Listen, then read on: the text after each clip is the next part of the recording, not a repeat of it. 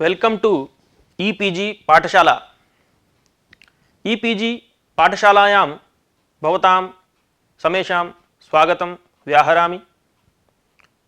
अहं पंकजकुमार व्यासः हरियाणा संस्कृत विद्यापीठ बगोलायां व्याकरण विभागे सहायकाचार्यरूपेण कार्यं करोमि। अद्य भवतां पुरतः परिभाषेन्दुशेखरस्य द्वितीयं प्रकरणं भवति बाधबीज प्रकरणम्। तस्य प्रकरणस्य आरंभे याः परिभाषाः सन्ति ताः अधिकृत्य अध्यापयिष्यामि।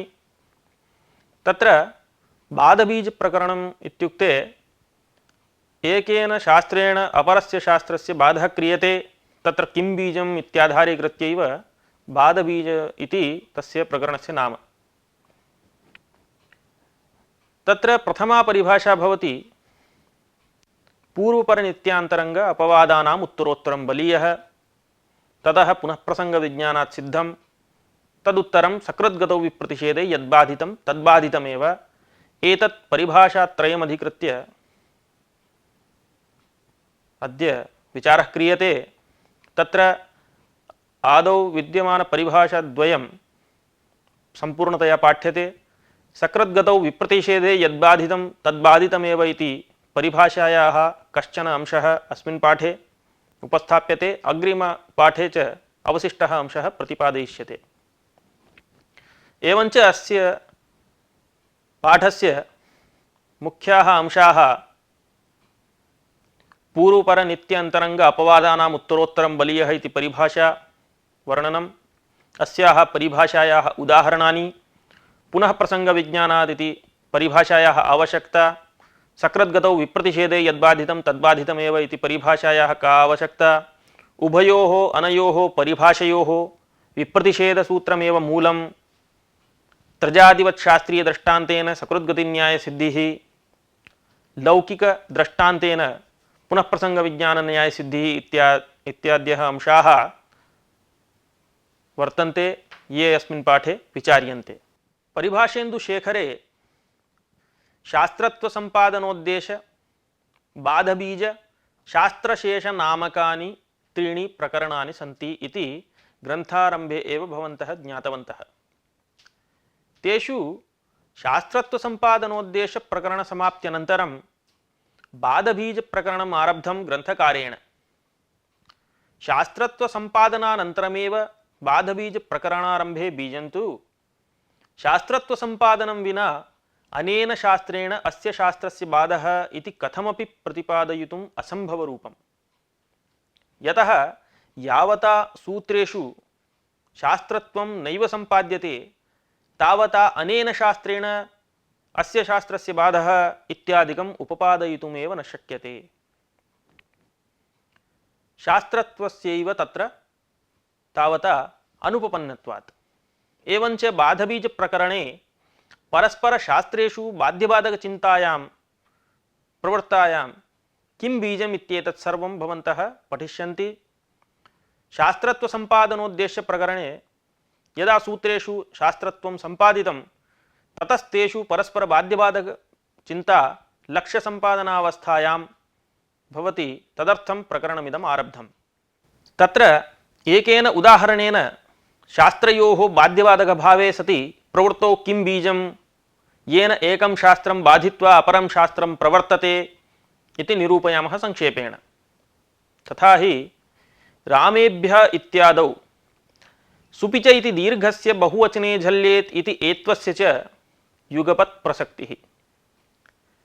तत्र कतरत् सूत्रं प्रवर्तनीयम् इति निर्णये विप्रतिषेधे परं कार्यम् इति सूत्रं नियमयति यत् बहुवचने झल्येत् इति परत्वादत्र प्रवर्तते।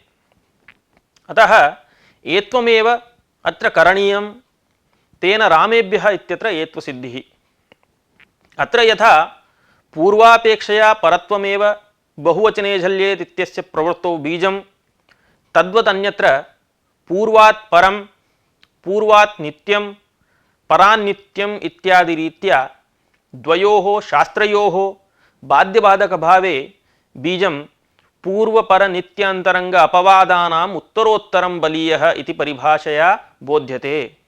अनया रीत्या अस्मिन् पाठ्यांशे भवन्तः पूर्वपर नित्यांतरंग अपवादानाम् उत्तरोत्तरं बलीयः पुनः प्रसंगविज्ञानात् सिद्धं सकृद्गतौ विप्रतिषेधे यद्बाधितं तद्बाधितमेव इति परिभाषायाः कञ्चन अंशं विषयत्वेन पठिष्यन्ति।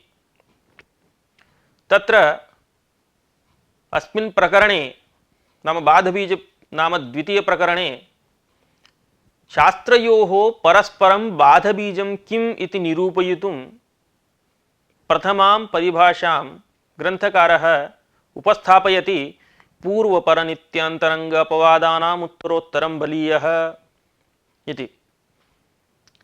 परिभाषायाः अर्थः एवं भवति पूर्व पर नित्य अंतरंग अपवाद शास्त्रेषु पूर्व पूर्वापेक्षया उत्तरोत्तरं शास्त्रं बलीयः भवति। तेन पूर्वात् परं शास्त्रं परान् नित्यशास्त्रं नित्यादन्तरंगशास्त्रं अंतरंगादपवादशास्त्रं क्रमेण बलीयः भवति। एवमेव उत्तरोत्तरम् इति कथनात् पूर्वात् परशास्त्रं नित्यशास्त्रम् अंतरंगशास्त्रम् अपवादशास्त्रं च बलीयः। एवमेव परान् नित्यशास्त्रम् अंतरंगशास्त्रम् अपवादशास्त्रं बलीयः नित्यादपि अंतरंगशास्त्रम् अपवादशास्त्रं बलीयः अंतरंग अपवादशास्त्रं च क्रमेण बलीयः इति समुदितार्थः फलति। तत्र पूर्वात् परं बलवदित्याद्यर्थकल्पने कः हेतुः इति अधुना पश्यामः।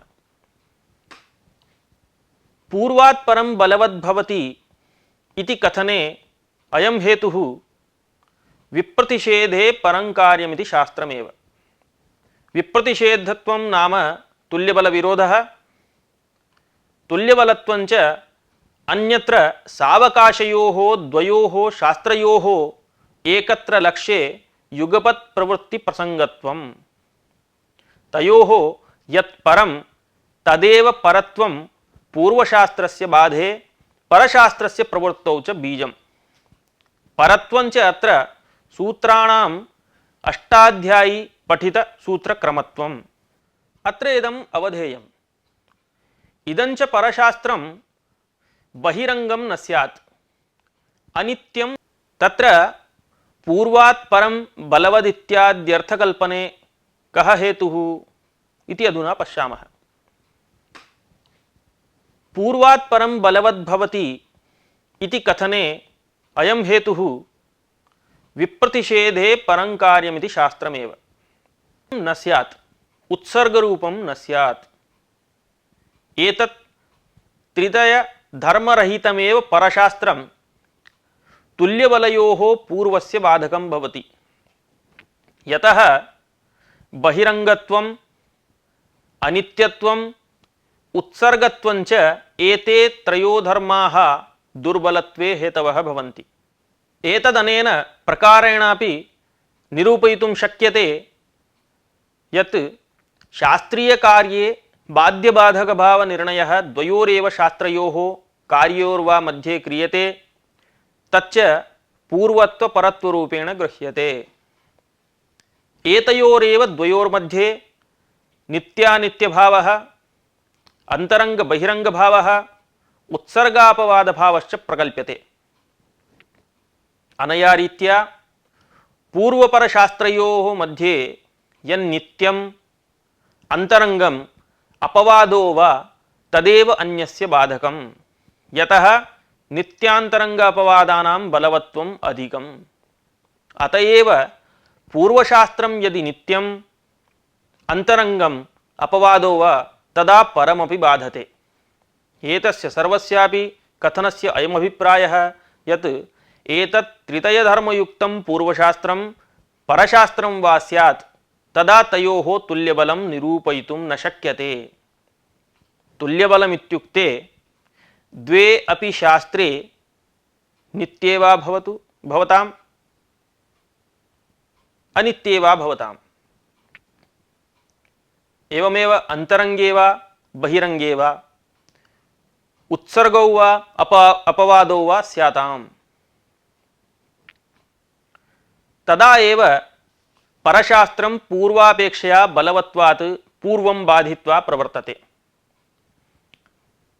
अनया परिभाषया विप्रतिषेधे परं कार्यम् इति सूत्रेण विधीयमानं कार्यमेव क्रियते, अतः इयम् एतत् सूत्रभूता परिभाषा इति वक्तुमुचितम्। तस्मात् अस्याः परिभाषायाः मूलमपि विप्रतिषेधे परं कार्यम् इति आयातम्। अधुना पूर्वापेक्षया परं परापेक्षया इत्यादिकं यदुक्तं तस्य सर्वस्यापि क्रमेण उदाहरणं किं किं भवति इति इतोपि भवतां स्पष्टं भवति उदाहरणेन। अतः प्रत्येकमपि बाध्यबाधक इत्यस्य उदाहरणं कथयामि। तत्र प्रथमं पूर्वात् परं बलवत् इत्यस्य उदाहरणं भवति रामेभ्यः। पूर्वशास्त्रापेक्षया परशास्त्रं बलवत् भवति इत्यस्य उदाहरणं रामेभ्यः इति।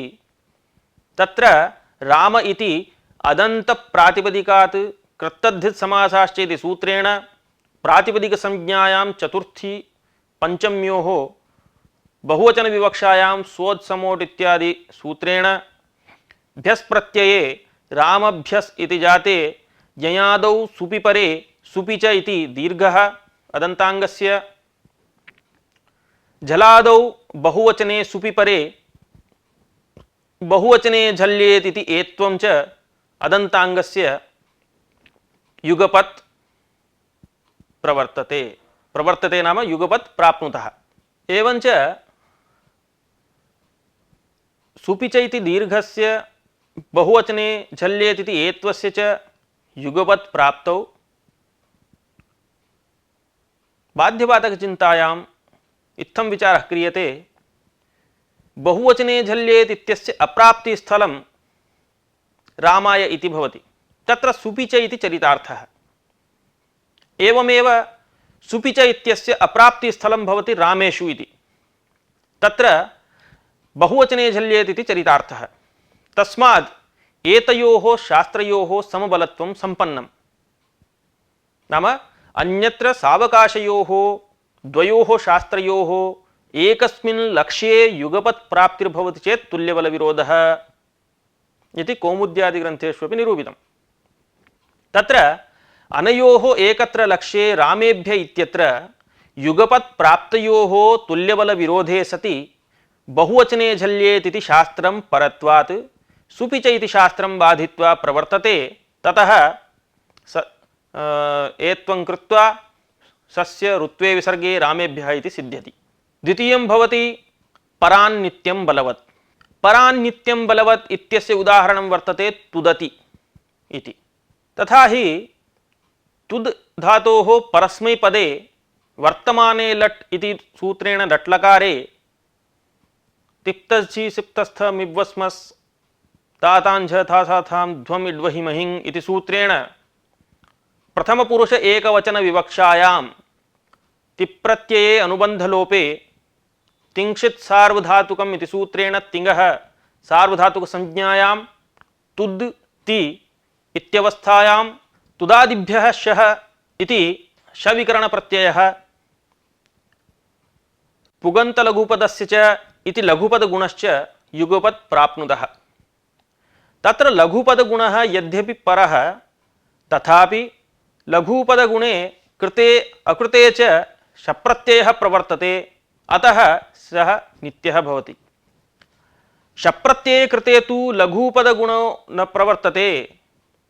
शप्रत्ययस्य सार्वधातुकमपि इति सूत्रेण अपित् सार्वधातुकत्वात् ञत्वात् तस्मिन् परे किङिति च इति सूत्रेण गुणनिषेधात्। तस्मात् परमपि लघुपदगुणं बाधित्वा नित्यत्वात् पूर्वं शप्रत्ययो भवति। ततः अनुबन्धलोपे तुद् अति इति जाते लघुपदगुणे प्राप्ते तस्य शे परे शप्रत्ययस्य अपित् सार्वधातुकत्वात् ङित्वात् तस्मिन् परे किङिति च इति गुणनिषेधात् तुदति इति सिद्ध्यति। तृतीयः अर्थः परिभाषया कल्पितः आसीत् परादन्तरङ्गं बलवत्। परादन्तरङ्गं बलवत् इत्यस्य उदाहरणम् उभये देवमनुष्याः इति। तत्र उभयशब्दात् कृत्तद्धित् समासाश्च इति सूत्रेण प्रातिपदिकसंज्ञायां प्रथमा विभक्तौ बहुवचनविवक्षायां स्वोत्समोड् इत्यादिना सूत्रेण जस् प्रत्यये उभय जस् इति दशायां प्रथम चरम तयाल्पार्ध कतिपय नेमाश्च इति सूत्रेण जसः शिभावे कर्तव्ये विकल्पेन सर्वनाम संज्ञा प्राप्नोति। एवमेव अस्यामेव अवस्थायां सर्वादीनि सर्वनामानि इत्यनेन नित्या सर्वनाम संज्ञा अपि प्राप्नोति। यद्यपि प्रथमचरम तयाल्पार्ध कतिपय नेमाश्च इति शास्त्रं परशास्त्रं, तथापि जसः कार्ये कर्तव्ये विभक्ति सापेक्षात् सर्वनाम संज्ञा बहिरंगा। सर्वादीनि सर्वनामानि इति सर्वनाम संज्ञा तु विभक्ति निरपेक्षा इति हेतोः अंतरंगा। अतः अंतरंगत्वाद् सर्वादीनि सर्वनामानि इति सूत्रं परमपि प्रथमचरम तयाल्प अर्धकतिपय नेमाश्च इति सूत्रं बाधित्वा पूर्वमेव प्रवर्तते। तत्र अंतरंगस्य बलवत्वं तु असिद्धं बहिरंगमंतरंगे इति परिभाषया बोध्यते। सा च परिभाषा अस्मिन्नेव प्रकरणे अग्रे निरूपयिष्यते विस्तरेण। एवञ्च उभयजस् इत्यत्र जसः शिभावे अनुबन्धलोपे गुण एकादेशे उभये इति रूपं सिद्ध्यति। ततः चतुर्थः अर्थः कल्पितः आसीत् परात् अपवादः बलीयान्। अस्य उदाहरणं भवति दध्ना। दधिशब्दात् प्रातिपदिकसंज्ञायां तृतीयैकवचने स्वोत्समोट् इत्यादिना सूत्रेण टा प्रत्यये दधि टा इति दशायाम् अस्ति दधि सख्यक्षणाम् अनङ्गुदात्तः इति सूत्रेण टादावचि अस्थ्यादीनाम् अनङ्कर्तव्यः। अनङ्गादेशः ञित् भवति, अनेकाल् च भवति। अतः ञिच्च इत्यनेन अन्त्यस्य अलः प्राप्नोति अयमादेशः। षित् अनेकाल्त्वात् अनेकाल्षित् सर्वस्य इत्यनेन सर्वस्य च प्राप्नोति। किमत्र कर्तव्यम्? एवञ्च अस्याम् अवस्थायां परमपि अनेकाल्षित् सर्वस्य इति सर्वादेशं ञिच्च इति अपवादत्वात् बाधित्वा पूर्वं प्रवर्तते। अपवादशास्त्रस्य बलवत्वं येन नाप्राप्ति न्यायेन बोध्यते। यत्कर्तृक अवश्य प्राप्तौ यो विधिरारभ्यते स तस्यापवादः इति तस्य न्यायस्य अर्थः। निरवकाशत्वं हि अपवादस्य बीजं। यतः निनादेशाः सर्वेपि अनेकाल एव। तत्र सर्वत्रापि अनेकाल्षिदिति सर्वादेश प्रसक्तौ ञिच्च इति शास्त्रं व्यर्थमेव स्यात्।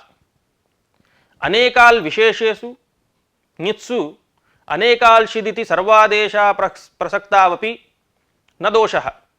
तस्य अस्तेर्भू इत्यादिषु अंगिदनेकालादेशेषु सावकाशत्वात्। एतद्विषये येन नाप्राप्ति परिभाषा पठनवेलायाम् इतोपि विस्तरेण भवन्तः ज्ञास्यन्ति। एवञ्च प्रकृते अन्त्यस्य अलः अनङ्गादेशे दद्धु अन् आ इति जाते भत्वात् अल्लोपो नः इति अकारलोपे दध्ना इति रूपं सिद्ध्यति। ततः पंचमः अर्थः कल्पितः नित्यादन्तरङ्गं बलीयः।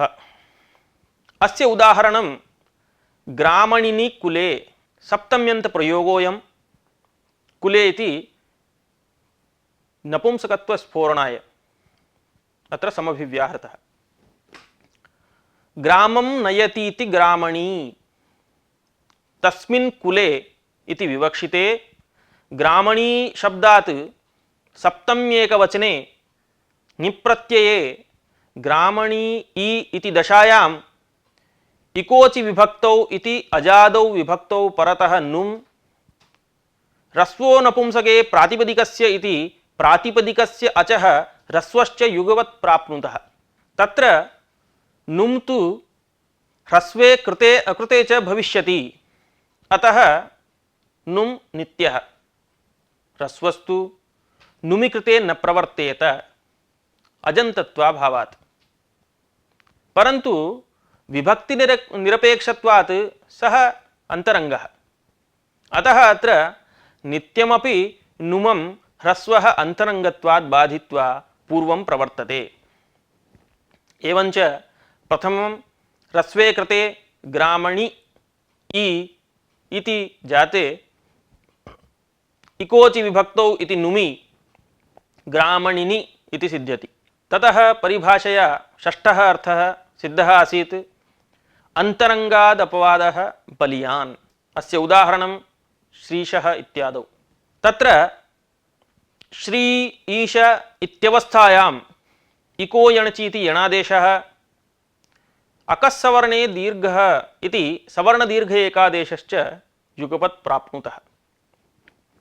तत्र इको यणचीति यण् अज्मात्रापेक्षत्वाद् अंतरंगः, सवर्णदीर्घस्तु सवर्णाजपेक्षत्वात्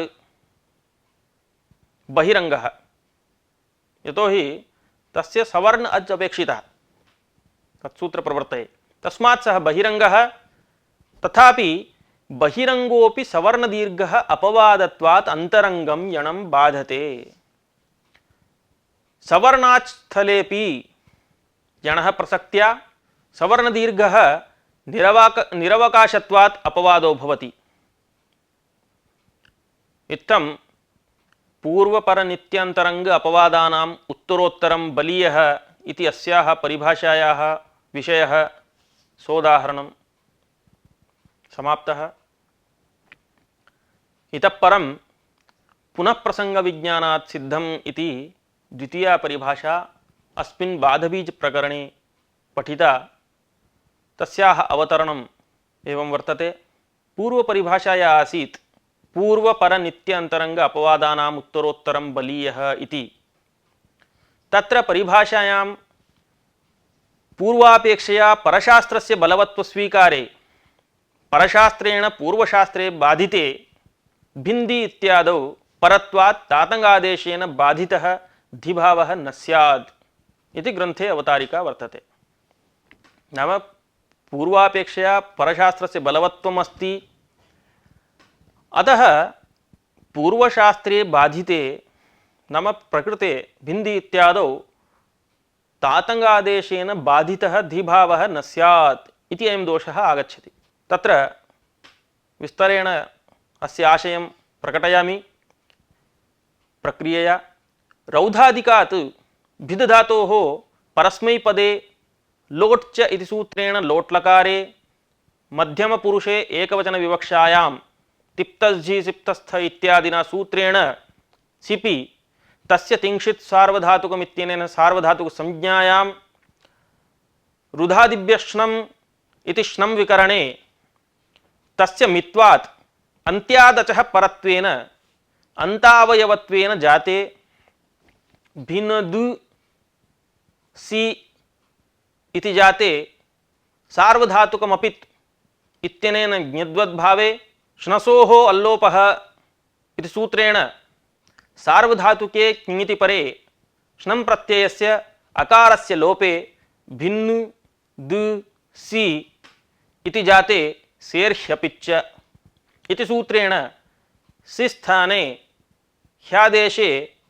भिन्नु दु हि इति जाते हुझल्भ्यो हेर्धि इति सूत्रेण हि स्थाने धिभावे प्राप्ते तद्बाधित्वा तुह्योस्तातंगाशिश्चनित्रस्याम् इति सूत्रेण परत्वाद् विकल्पेन तातंगादेशे भिन्न दु तात इति जाते झरोझरि सवर्णे इति सूत्रेण झरवर्णस्य दकारस्य सवर्णे झरि तकारे परे विकल्पेन लोपे भिन्तात इति सिद्ध्यति।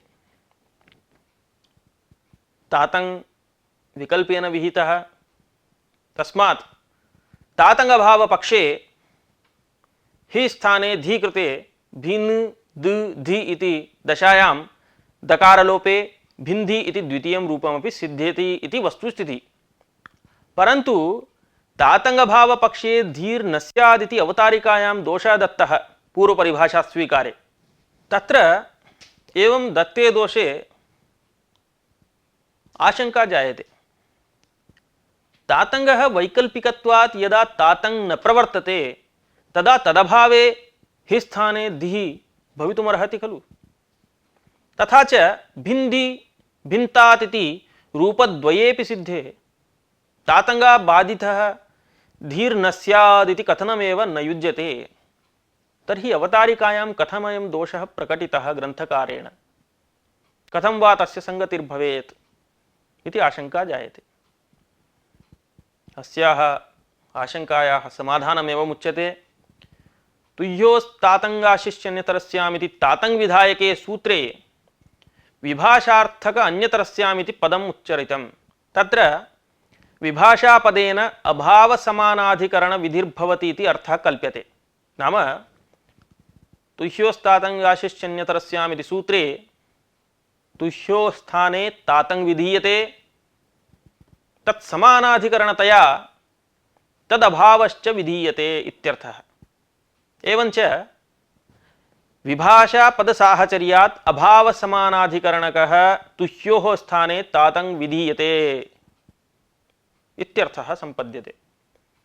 तथा च तातंग तदभावयोः उभयोरपि विधेययोः शब्दतः एव लभ्यत्वात् भिन्न द हि इत्यवस्थायां परत्वात् हूजल्भ्यो हेर्धिः इति धिभावं बाधित्वा तातंग तदभावश्च प्रवर्तेते।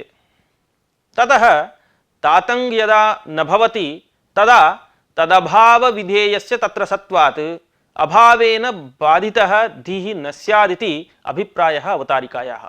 तस्मात् अवतारिकायां प्रदर्शितः दोषः युज्यते एव, अन्यथा तु इयम् अवतारिका एव असंगता स्यात्। एवंच तातंगा साकं तदभावस्यापि विधेयात् तदभावेन बाधितः धीः न भवति इत्यत्र ज्ञातव्यम्। एतावता निरूपणेन ज्ञातं तातंगभावेन बाधितः धीः न स्यादिति। अतः तातंगभावपक्षेपि धीः यथा स्यात् तदर्थं परिभाषेयम् आरब्धा। पुनः प्रसंगविज्ञानात् सिद्धम्। पुनः प्रसंगविज्ञानात् सिद्धम् इत्यत्र द्वारम् इत्यध्याहार्यम्। द्वारम् इत्यस्य अर्थः उपायः इति। तेन पूर्णतया परिभाषार्थः इत्थं फलति। परशास्त्रप्रवृत्त्युत्तरं पुनः प्रसंगविज्ञानात् पूर्वशास्त्रप्रवृत्तेः द्वारं नाम उपायः सिद्धः इति। यद्वा परिभाषायां प्रसंगशब्दः लुप्तसप्तम्यन्तः प्रसंगे सति इत्यर्थः तस्य। प्रसंगे सति नाम पूर्वशास्त्रस्य प्राप्तौ सत्यां पुनः विज्ञानात्, अर्थात पुनः पूर्वशास्त्र प्रवृत्तेः बुद्धि विषयीकरणात् सिद्धं नाम कार्यं सिद्धं भवति इति समुदितस्य अर्थः फलति। अनया रीत्या पुनः प्रसंगविज्ञानात् सिद्धम् इति परिभाषया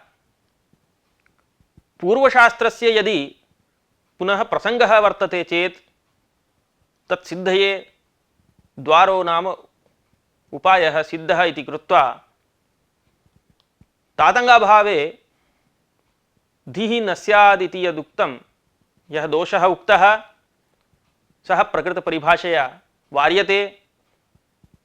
तुह्योस्तातंगाशिष्यन्यतरस्यामिति सूत्रेण परत्वात् धीभावं बाधित्वा तातंग तदभावस्य च विधेयत्वात् तातंगः अप्रसक्तौ तदभावस्थाने यदा पुनः हूझल्भ्यो हेर्धिः इति धिभाव प्रसंगो भवति तदा तत्प्रसंगे सति तत्प्रवृत्तौ द्वारं सिद्धम् इति समन्वयः। तेन तातंगभावपक्षेपि धीः प्रवर्तते, तेन भिन्धिः इति रूपं यदभीष्टं तदपि सिद्ध्यति। अनया रीत्या पुनः प्रसंगविज्ञानात् सिद्धम् इति परिभाषा विषयः अत्र समाप्तः। सम्प्रति एतत् परिभाषा द्वय समाप्त्यनन्तरं तृतीया परिभाषा भवति सकृद्गतौ विप्रतिषेधे यद्बाधितं तद्बाधितमेव इति। किमर्थम् इयं परिभाषा स्वीकर्तव्या इति तत्र अवतारिका वर्तते। नाम सर्वत्रापि लक्ष्ये पुनः प्रसंगविज्ञानात् सिद्धम् इति परिभाषा यदि स्वीक्रियेत तर्हि तिसृणामित्यत्र परत्वात् तिस्रादेशे पुनः त्रयादेशः स्यात् इत्युक्तं तत्र। नाम पुनः प्रसंगविज्ञानात् सिद्धम् इति परिभाषा स्वीकारे तिसृणामित्यत्र परत्वात् तिस्रादेशे कृतेपि पुनः त्रित्वबुद्ध्या त्रयादेशः स्यात्। तदित्थं त्रिशब्दात् स्त्रीलिंगे षष्ठी बहुवचन विवक्षायां त्रि आम् इत्यवस्थायां त्रेस्त्रयः इति सूत्रेण त्रिशब्दस्य आमिपरे त्रयादेशः, त्रिचतुरोः स्त्रियां तिसृचतसृ इति सूत्रेण स्त्रीलिंगे विभक्तौ परतः त्रिशब्दस्य तिस्रादेशश्च युगपत् प्राप्नुतः। तत्र परत्वात् त्रयादेशं बाधित्वा तिस्रादेशे कृते तिसृ आम् इति स्थिते रस्वनद्यापो नुट् इति रस्वान्तात् नद्यन्तात् आबन्ताच्च अंगात् परस्य आमः नुटि प्राप्ते तद् बाधित्वा अचिरऋतः इति सूत्रेण तिसृचतसृ इत्यनयोः ऋकारस्य अजादौ रेफादेशे प्राप्ते नुमचिर तृज्वद्भाव गुणेभ्यः नुट् पूर्व विप्रतिषेधेन इति वार्तिकेन पूर्व विप्रतिषेधात् रेफादेशं प्रबाद्य पूर्वं नुटि नाम नुडागमे कृते तिसृ नु आम् इति जाते नामि इति दीर्घे प्राप्ते न तिसृचतसृ इति दीर्घनिषेधे त्रिवर्णान्नस्य नत्वं वाच्यम् इति वार्तिकेन नत्वे तिसृणामिति सिद्ध्यति। परंतु तिस्रादेशे जाते तिस्र आमिति अवस्थायां स्थानिवद्भावेन तस्य त्रिशब्दत्वादिदेशात् पुनः प्रसंग विज्ञान न्यायेन त्रेस्त्रयः इति त्रयादेशः स्यात्। तथा सति तिसृणामिति अभीष्टं रूपं न सिद्ध्यति। अतः तत्साधनाय परिभाषेयम् आरब्धा सकृद्गतौ विप्रतिषेधे यद्बाधितं तद्बाधितमेव। परिभाषार्थः एवं वर्तते तुल्यबल विरोधे सति। अयमर्थः पूर्वमेव उक्तं, नाम एते द्वे अपि परिभाषे विप्रतिषेधसूत्रेणैव सिद्ध्यतः इति हेतोः तुल्यबल विरोधे सति इति अत्र स्वीक्रियते। एवञ्च परिभाषार्थः एवं फलति तुल्यबल विरोधे सति सकृद्गतौ नाम द्वयोः शास्त्रयोः युगपत् प्राप्तौ सत्यां परशास्त्रेण यच्छास्त्रं बाधितं यद्बाधितं नाम परशास्त्रेण यच्छास्त्रं बाधितं तद्बाधितमेव भवति। नाम पूर्वशास्त्रं यद्बाधितं परशास्त्रेण तद्बाधितमेव भवति, तस्य पुनः प्रसंगः नैव भवति। तेन त्रिशब्दस्य स्थाने त्रयादेश तिस्रादेशयोः युगपत् प्राप्तयोः परत्वात् तिस्रादेशेन त्रयादेशे बाधिते सः बाधित एव भवति, न पुनः तस्य प्रवृत्तिरिति परिभाषार्थः समन्वयश्च। सकृद्गतिन्यायस्य पुनः प्रसंगन्यायस्य च मूलं विप्रतिषेधसूत्रमेव इति आरम्भे एव उक्तमासीत्। तस्य सूत्रस्य नियमार्थत्वे नाम विप्रतिषेधे परं कार्यमिति सूत्रस्य नियमार्थत्वे सकृद्गतिन्यायसिद्धिः, विध्यर्थत्वे पुनः प्रसंगन्यायसिद्धिः। अनयोर्द्वयोरपि न्याययोः सिद्धिप्रकारः क्रमेण शास्त्रीयदृष्टान्तेन लौकिकदृष्टान्तेन निरूप्यते। तथा हि तत्र प्रथमं त्रजादिवदिति दृष्टान्तेन शास्त्रीयदृष्टान्तेन सकृद्गतिन्यायसिद्धिप्रकारः। विप्रतिषेधसूत्रस्य नियमार्थत्वे सकृद्गतिन्यायसिद्धिः। त्रजादिवत् शास्त्रद्वय इत्यादि शास्त्रीयदृष्टान्तेन ग्रंथकारेण परिभाषेन्दुशेखरे प्रदर्शितः। तदेवं यदा पूर्वपरयोः द्वयोः शास्त्रयोः अन्यत्र चरितार्थयोः एकस्मिन् लक्ष्ये युगपत् प्रसंगः तदा युगपद्द्वयोः कस्यापि कार्यं न संभवति। अस्याम् अवस्थायां बाधकाभावात् द्वयोरपि प्रवृत्तिः पर्यायेण स्यात्।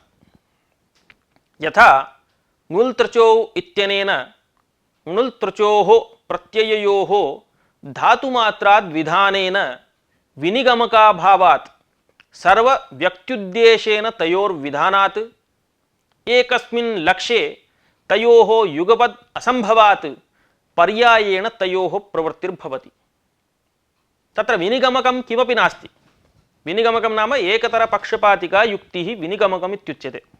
नाम अत्र धातोः नुल् प्रत्ययः कर्तव्यो वा त्रजेव कर्तव्यो वा इति तत्र विनिगमकाभावात् सर्वव्यक्त्युद्देश्येन तयोः विधानात् एकस्मिन् लक्ष्ये तयोः युगपत् प्राप्त्य संभवात् पर्यायेण तयोः प्रवृत्तिः भवति। तेन कारकः कर्ता इत्यादि रूपद्वयमपि सिद्ध्यति। तद्वत्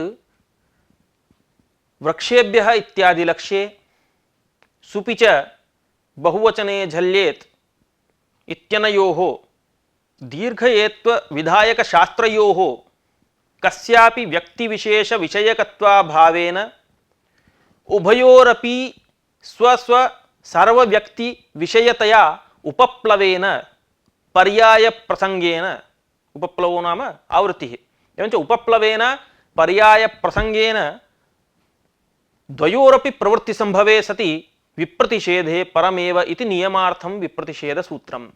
परमेव इति नियमात् पूर्वबाधितस्य न प्रवृत्ति प्रसंगः नियमपक्षे। एकवारं बाधितं तच्छास्त्रं चेत् पूर्वशास्त्रं पुनः तस्य प्रसंगः नैव भवति इत्यर्थः। अनया रीत्या विप्रतिषेध सूत्रस्य नियमार्थत्वे सकृद्गतिन्यायसिद्धिः भवति। अधुना लौकिक दृष्टान्तेन तुल्यबलयोः एकः प्रेष्यः इत्यादि भाष्ये दृष्टान्तः वर्तते। तेन लौकिक दृष्टान्तेन पुनः प्रसंग विज्ञान न्याय सिद्धिः एवं उच्यते। विप्रतिषेध सूत्रस्य विद्यर्थत्वे सकृद्गति न्याय सिद्धिः भवति। तदित्थं तुल्यबलयोः द्वयोः स्वामिनोः एकः यः प्रेष्यः सः तयोः पर्यायेण कार्यं करोति।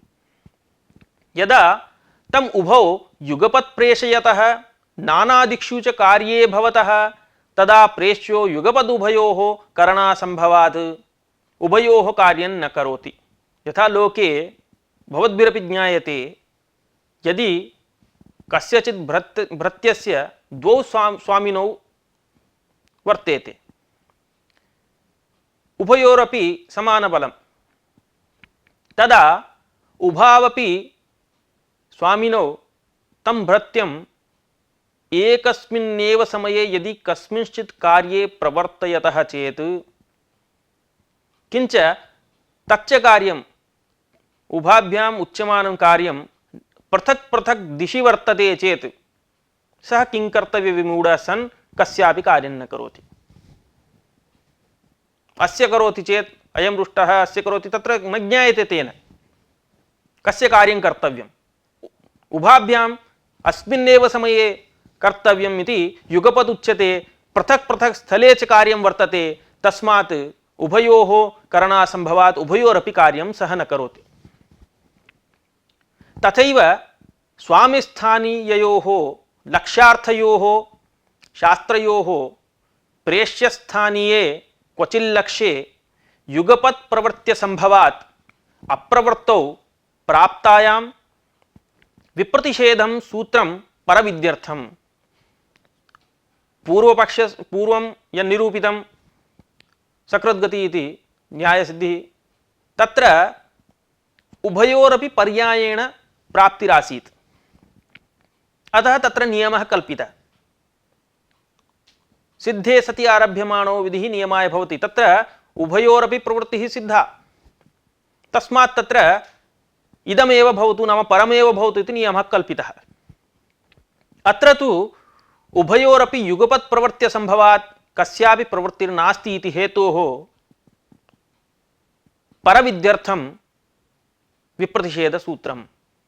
तस्मात् परशास्त्रे प्रवृत्ते यदि पूर्वशास्त्रप्राप्तिः अस्ति चेत् तदपि भवति इति विप्रतिषेधसूत्रस्य विध्यर्थत्वे पुनः प्रसंगविज्ञानन्यायसिद्धिः न्यायसिद्धिप्रकारः अत्र सूचितः। अस्याः परिभाषायाः अवशिष्टांशः भवति कैयटमतं पुनः नागेशमतं तयोः भेदः इत्येतत् सर्वम् अग्रिमपाठे विस्तरेण विचार्यते। अस्मिंश्च पाठे परिभाषाद्वयस्य नाम पूर्वपरनित्यन्तरङ्ग अपवादानाम् उत्तरोत्तरं बलीयः इत्यस्याः पुनः प्रसंगविज्ञानात् सिद्धम् इत्यस्याश्च पूर्णः पाठः, सकृद्गतौ विप्रतिषेधे यद्बाधितं तद्बाधितम् इत्यत्र च कश्चन अंशः अस्माभिः ज्ञातः। तत्र किं किम् अस्माभिः विचारितम् इति भवतां सौकर्याय पुनः संग्रहेण उच्यते। बाधबीजप्रकरणम् इति नामकरणे बीजं किम् इति आदौ अस्माभिः प्रदर्शितमासीत्।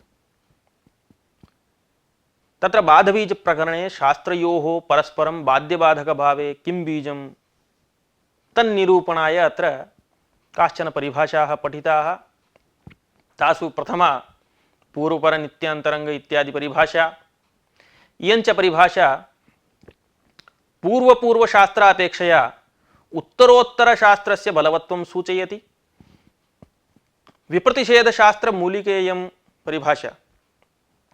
एवञ्च विप्रतिषेधे परङ्कार्यमिति सूत्रेण उच्यमानमेव कार्यम् अनयापि बोध्यते। तत्र पूर्वात् परशास्त्रं परान् नित्यशास्त्रं नित्याद् अन्तरङ्गशास्त्रम् अन्तरङ्गाद् अपवादशास्त्रं क्रमेण बलीयः भवति। एतत् सर्वं सोदाहरणं निरूपितम्। एवञ्च पूर्वाद् नित्याद् अन्तरङ्ग अपवादशास्त्राणि बलीयांसि इत्यादि पूर्वपूर्वापेक्षया उत्तरोत्तरशास्त्राणां बलवत्वम् इत्याद्यर्थः कथं सम्पद्यते इत्यपि प्रतिपादितं। सोदाहरणं भवद्भिः विशिष्य तद् ज्ञातञ्च। ततः पूर्वात् परं बलवत् इति स्वीकृत्य परत्वात् तातङ्गा धी न स्याद् इत्याशङ्क्य भिन्दिः इति रूपं न सिद्ध्यति। ततः द्वितीया परिभाषा पुनः प्रसंगविज्ञानात् सिद्धम् इति आरब्धा। तया परिभाषया तातङ्गा इत्युक्ते तातङ्गभावपक्षे, यतोहि अस्माभिः विस्तरेण तत्र विचारितमासीत् तुह्योस्तातङ्ग्याशिश्चन्यतरस्याम् इत्यत्र विभाषापदसाहचर्यात् तातङ् तदभावश्च विधीयते। तस्मात् यदा तातङ् न भवति तदभावः तत्र वर्तते एव। तस्मात् हुझल्भ्यो हेर्दिः इत्यनेन यः धीभावः प्रवर्तनीयः आसीत् सः पूर्वं बाधितः, स च धीभावः अनेन पुनः मृग्यते, नाम अनेन न्यायेन पुनः प्रसंगविज्ञानात् इति न्यायेन तातङ्गभावपक्षे धी भवति। परन्तु अस्याः परिभाषायाः सर्वत्र अङ्गीकारात् नाम पुनः प्रसंगविज्ञानात् सिद्धम् इति कथनात् यत्र यत्र पूर्वशास्त्रं बाध्यते परशास्त्रेण तत्र सर्वत्रापि पुनः प्रसंगात् कदाचित् पूर्वशास्त्रं प्रवर्तते चेत् बहुत्र लक्ष्येषु उच्छेदः भवति। यथा तिसृणामित्यत्र त्रि आम् इति दशायां परत्वात् त्रयादेशं बाधित्वा तिस्रादेशे कृतेपि स्थानिवद्भावेन त्रित्वबुद्ध्या पुनः त्रयादेशः स्यात्। तथा सति तिसृणामिति न सिद्ध्येत्। अतः सकृद्गतौ विप्रतिषेधे यद्बाधितं तद्बाधितमेव इति परिभाषा पठिता। एवञ्च द्वयोः शास्त्रयोः एकत्र प्राप्तयोः परत्वात् यस्य बाधः स पुनः न प्रवर्तते इति नियमात् तिस्रादेशे कृते पुनः त्रित्वबुद्ध्या त्रयादेशस्य न प्राप्तिरिति समाहितम्। ततः विप्रतिषेधशास्त्रस्यैव नियमार्थत्वं स्वीकृत्य त्रजादिवत् शास्त्रद्वय प्रसंगः इत्यादि शास्त्रीय दृष्टान्तेन शास्त्रद्वयस्यापि पर्यायता सिद्धे परमेवेति नियमात् सकृद्गति न्याय सिद्धिः एवमेव विप्रतिषेधशास्त्रस्य विधित्वपक्षे तुल्यबलयोः एकः प्रेष्यः इत्यादि लौकिकदृष्टान्तेन एकत्र लक्ष्ये युगपत् प्रवृत्तेः असम्भवात् परं भवति, नाम परविध्यर्थं विप्रतिषेधशास्त्रम् इति कृत्वा परप्रवृत्तौ यदि पूर्वस्यापि प्रसंगः स्यात् तर्हि तदपि भविष्यति इत्येवं रीत्या पुनः प्रसंग विज्ञान न्यायसिद्धिः इत्येते अंशाः विस्तरेण अस्मिन् पाठे अस्माभिः विचारिताः। अनया रीत्या अयं सम्पूर्णोऽपि पाठः समाप्तः। शुभं भूयात्।